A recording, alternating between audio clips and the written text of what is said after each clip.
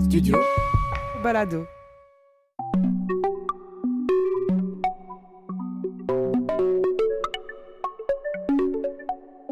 Non-binaire.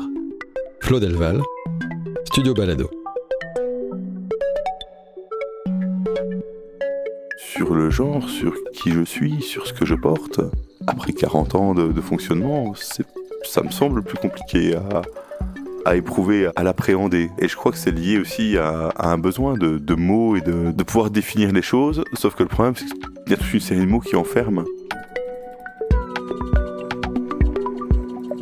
Je m'appelle Flo Delval, j'ai 45 ans, activiste, mon pronom est AL, et je suis une personne non-binaire.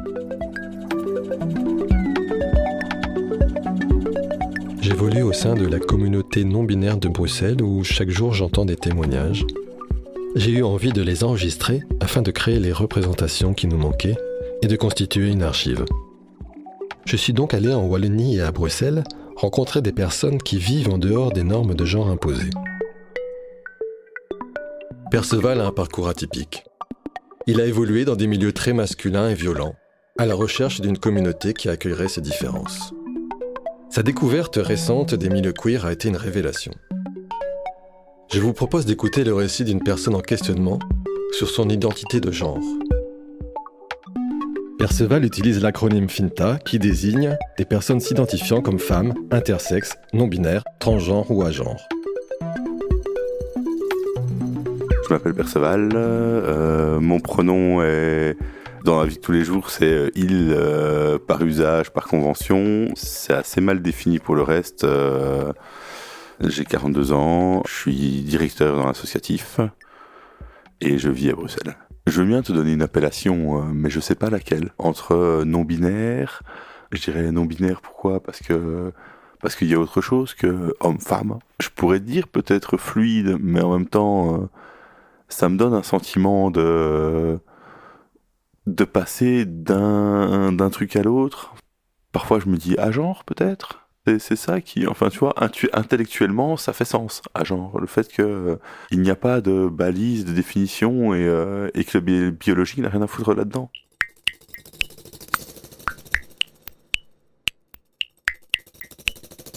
Dans certaines de mes relations, alors j'allais dire me genre au féminin, mais je crois qu'il y a un plaisir à alterner l'un et l'autre.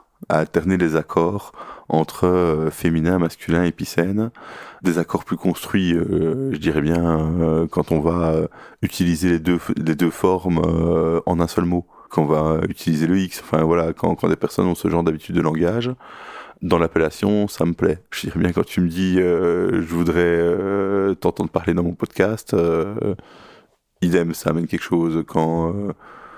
Quand on me dit « Ah bah tiens, on organise un event, un workshop, un truc, Finta, tu veux venir ?» Là, il y a là. Donc je pense qu'il y a quand il y a chez les autres une reconnaissance de ça, je crois que c'est une des choses qui m'amène le plus de plaisir. Et je vois que quelle que soit par exemple la manière dont je suis habillé, le fait que on me dise que ça tombe bien, que ça colle bien, quel que soit le genre assigné à ces vêtements, c'est quelque chose qui me plaît de manière équivalente. T'as un tatouage qui représente une partie de ta vie, et est-ce que tu peux en parler et après un peu développer tous ces parcours que tu as eus ? Ouais, donc ce tatouage, il représente un groupe dont j'ai fait partie, en l'occurrence un groupe de supporters de football, dont, entre guillemets, je te dirais bien, si le groupe existe encore, je te dirais, j'en fais toujours partie. Et oui, il y a une tendresse pour ce tatouage, mais il y a aussi une partie de moi, c'est quelque chose qui a beaucoup compté pour moi, et dans les tribunes, c'est marrant. Il y a beaucoup de monde, ça va dans un même sens, il y a quelque chose de très festif, il y a toute la culture du tifo et des fumigènes qui est amusante. Après, le problème, c'est que c'est aussi un milieu qui a des côtés moins amusants. En tout cas, moi, la question de la violence, en fait, m'amuse pas. Je l'ai pas fouillé, je l'ai jamais vraiment forcément cherché. Ce que je cherchais là-dedans, c'était de la liberté, du fait qu'il y avait aussi toute une série de valeurs qui me convenaient, que je défendais en termes d'antiracisme, en termes d'organisation entre soi, en termes politiques. Et le problème, c'est qu'il y a aussi, il s'est avéré qu'il y a toute une série de valeurs qui me conviennent pas. Pour le dire dans des termes plus connus, la question de l'inclusivité, mais elle a ses limites, visiblement, dans le monde du supporterisme, comme dans des mondes antifa, comme dans toute une autre série de mondes qui se prétendent lutter contre les oppressions. J'ai pas fait partie d'un groupe Antifa structuré, organisé, formel. Je dirais bien, je me pose plus dans le côté sympathisant et dans ces personnes qui rejoignent des actions quand il en était moins. Ce que moi je recherchais là-dedans, c'est une question de lutte, c'est une question de défense de valeurs et d'implication. Moi je suis blanc et je considère qu'à partir du moment où je vois des gens entre guillemets appartenant à mon groupe se comporter comme des oppresseurs, comme des barbares ou autres, j'avais le sentiment que je devais lutter. Non, j'ai toujours le sentiment que je dois lutter. La question est comment lutter finalement. Tu luttes avec les mains, par la violence en fait, face à des personnes qui agressent les autres, qui les violentent. Tu leur opposais finalement plus de force dans une logique un peu de by any means necessary, par tous les moyens nécessaires. Sauf que me concernant, j'ai réalisé au bout d'un certain temps qu'il y a toute une série de moyens que j'avais pas épuisés, qu'il y a quelque chose qui naturellement m'a fait aller vers l'action violente. Voilà. Alors après, je suis pas quelqu'un qui traquait les rues à casser des bouches 24 heures sur 24.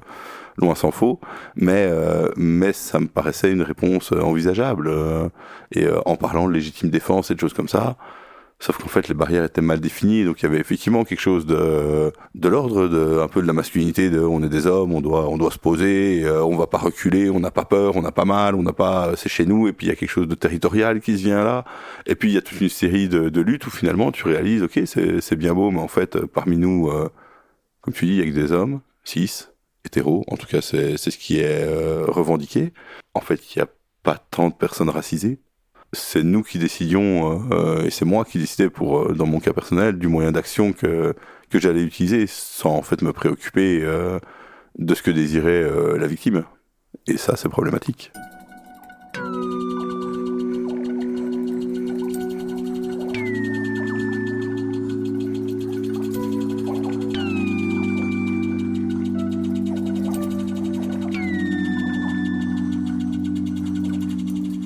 Alors, je me suis toujours senti décalé sur des questions d'efficacité.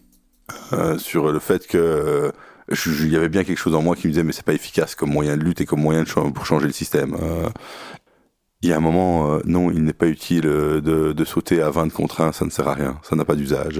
Quelle qu'en soit la raison, en fait, ça n'a pas d'usage, et on sort totalement des cadres légaux et moraux de la légitime défense. Voilà, on est surtout à ça comme distance, et après, en termes de prise de conscience, c'est quelque chose plus loin, en fait, c'est simplement une rencontre avec une militante de Garance.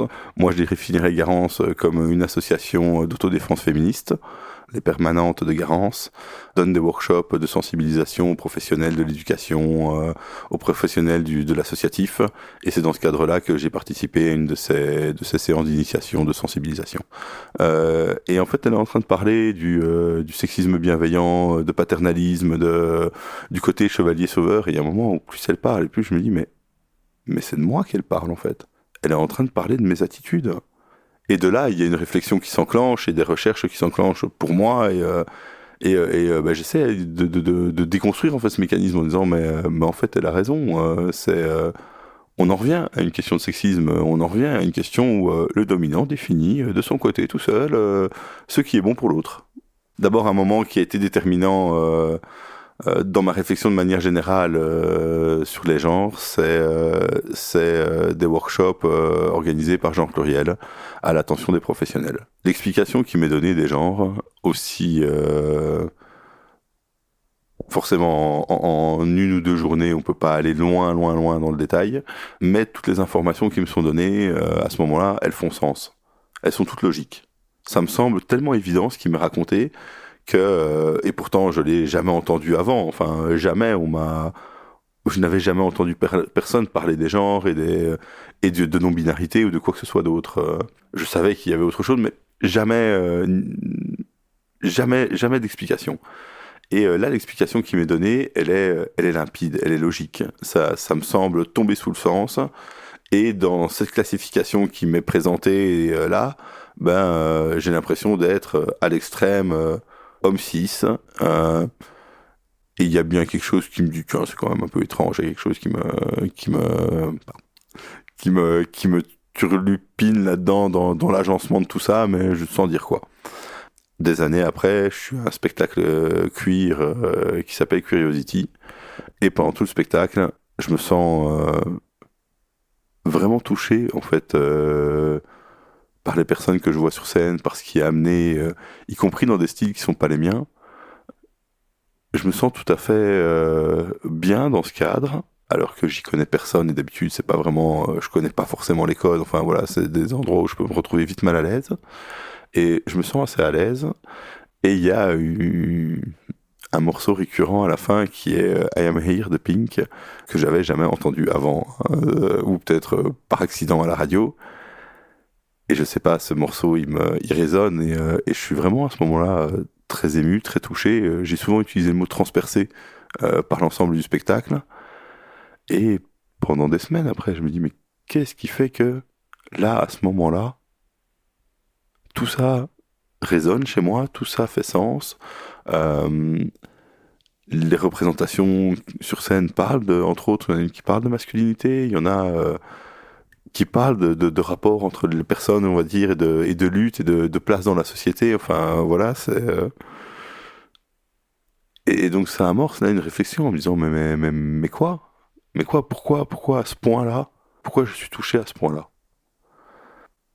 Et je pense qu'une des conclusions enfin pas je pense, la conclusion que j'en tire, une des conclusions que j'en tire, c'est de dire, mais en fait, je me reconnais pas dans cette construction des genres et dans cette logique qui veut que mon appareil génital et une série d'autres choses, mais c'est quand même vachement tourné autour du génital, définissent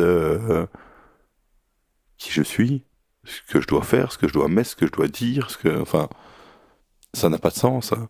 Et que tout ça, évidemment, est en corrélation avec mes attirances, avec ce que moi j'ai envie d'être, avec ce que moi j'ai envie d'exprimer, et avec aussi ma place dans la société à ce niveau-là.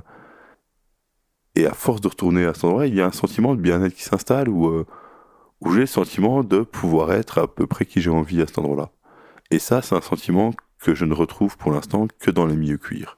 Le fait de je peux venir comme je suis, avec tout ce que j'ai.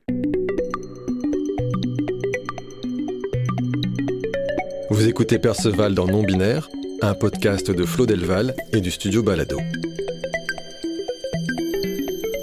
Une des questions qui revient le plus souvent dans la communauté non-binaire est celle de la légitimité.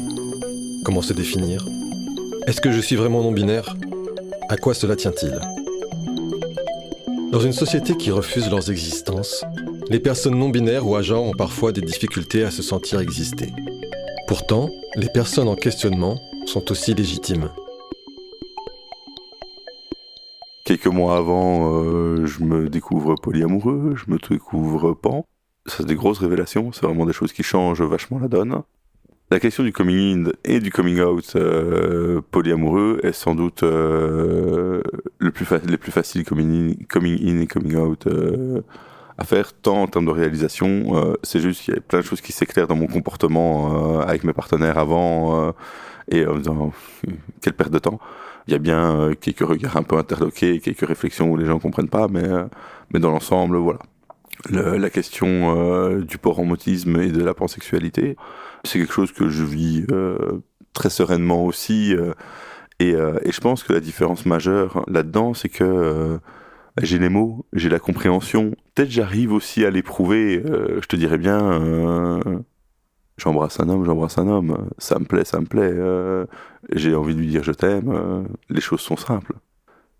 Sur le genre, sur qui je suis, sur ce que je porte, après 40 ans de fonctionnement, ça me semble plus compliqué à éprouver. Je fais un signe comme ça qui rend très mal au podcast avec mes mains, comme si j'attrapais quelque chose. Mais je crois que c'est le bon signe par rapport à ce que j'essaie d'exprimer. J'ai du mal à l'appréhender. Et je crois que c'est lié aussi à un besoin de mots et de pouvoir définir les choses. Sauf que le problème, c'est qu'il y a toute une série de mots qui enferment. Et je crois que c'est aussi pour ça que je recherche, que je me retrouve à lire, à participer à des meet-up, à aller en consultation, à aller dans des endroits, et toujours un petit peu plus, petit à petit, et à très très volontiers fréquenter des endroits où il y a des artistes queer. parce que c'est des endroits où il y a une dynamique qui me plaît et où potentiellement j'ai des choses aussi à appréhender, à y traîner, à vivre là-dedans. Lors d'un événement queer, je veux rentrer à l'intérieur et en fait il y a une entrée payante là, et la personne qui est à l'entrée m'arrête parce que moi je pars directement vers l'entrée. Je n'avais pas remarqué qu'il y avait une caisse en fait, et la personne m'arrête en me disant monsieur excusez-moi, c'est payant. Et c'est un endroit où il est dit demander aux personnes de demander les pronoms, de demander quels sont les identités des gens et de prendre soin des autres à ce niveau-là. Et j'étais un peu déçu et un peu... je me disais, merde, même pas ici, enfin, tu vois, demande-moi ou n'utilise rien et fais excuse-moi et je me serais tranquillou arrêté. En fait, ce qui me dérange, c'est pas tant l'usage du monsieur, c'est qu'on me l'impose. Et donc voilà, il y avait ce truc-là où c'était là, et puis en même temps, je me dis, mais d'abord, je vais pas en faire une affaire parce que je serais quand même bien malvenu d'en faire une affaire dans ce cadre-là, alors que dans aucun cadre je ne revendique quoi que ce soit. Je peux comprendre que j'ai une expression de genre qui appelle à ça. Je ne me sens pas violenté à ce moment-là, mais allez, pas ici, tu vois. Alors il y a deux considérations. D'abord, il y a la considération de la légitimité. Oui, c'est une question de, j'ai envie de dire, je suis un peu tombé du nid, et donc je me vois mal aller m'expliquer, aller revendiquer des choses. Et pourtant, quand je le dis, je trouve que ça sonne bizarre. Ce que je suis en train de dire, ça sonne très très mal dans mon oreille. Qui que ce soit me dirait ça, je dirais mais n'importe quoi. Mais voilà. En attendant, c'est ce que je ressens. Et par rapport à la question de la lutte, quel que soit le milieu de lutte, je me considère jamais comme faisant partie des militantes, parce qu'il y a toujours des gens plus engagés que moi. Parce qu'il y a toujours des personnes qui donnent plus, qui souffrent plus, qui ont été victimes de certaines choses, qui sont encore victimes de certaines choses, et aller me poser à côté de ces personnes en disant ta lutte, ma lutte, c'est la même chose, je trouve pas ça juste, dans le sens vrai. Je pense que c'est inexact.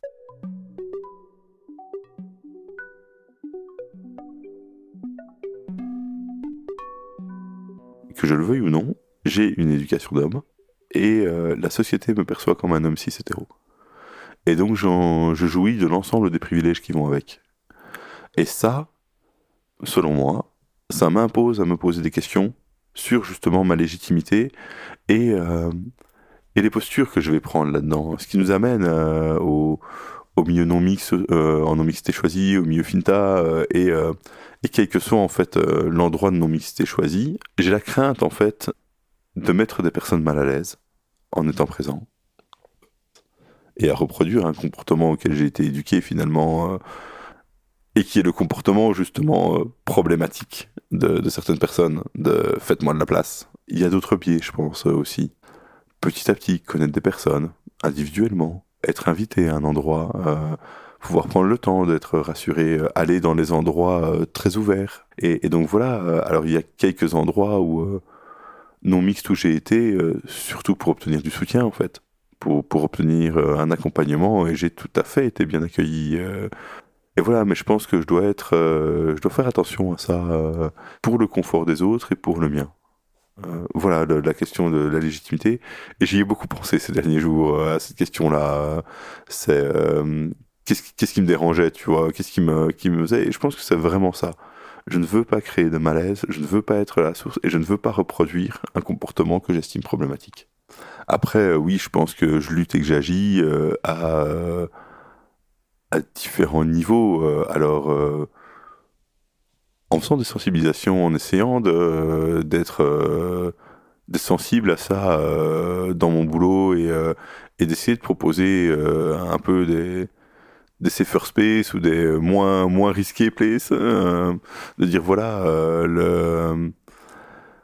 de normaliser le fait que par exemple on demande les pronoms à l'engagement de personnes, qu'on fasse attention à ce que ce soit possible, qu'on se dise si on mène une action, on se pose la question aussi de l'inclusivité, et pas que au niveau des genres. Et donc oui, d'aller sensibiliser différentes personnes, d'autres professionnels, enfin voilà. Et quand je suis dans un endroit entre guillemets d'entre-soi, soit de rappeler aux personnes qui sont là, si je peux me le permettre sans risque, qu'en fait, on n'est pas entre soi. Vous n'êtes pas juste entre vous. Et c'est un truc que je disais dans une salle de boxe en disant, un jour il y avait des discours homophobes, et j'ai dit non, mais on est d'accord que sur tout le nombre qu'on est statistiquement, il y en a au moins 3 ici qui n'aiment pas que les femmes, qui sont pas hétéros, qui sont dans d'autres schémas à ce niveau-là de genre. Obligé, c'est une question de stats. En disant voilà, faut pas chercher plus loin, mais c'est une réalité, qu'on le veuille ou non, et que ça vous plaise ou non, c'est comme ça.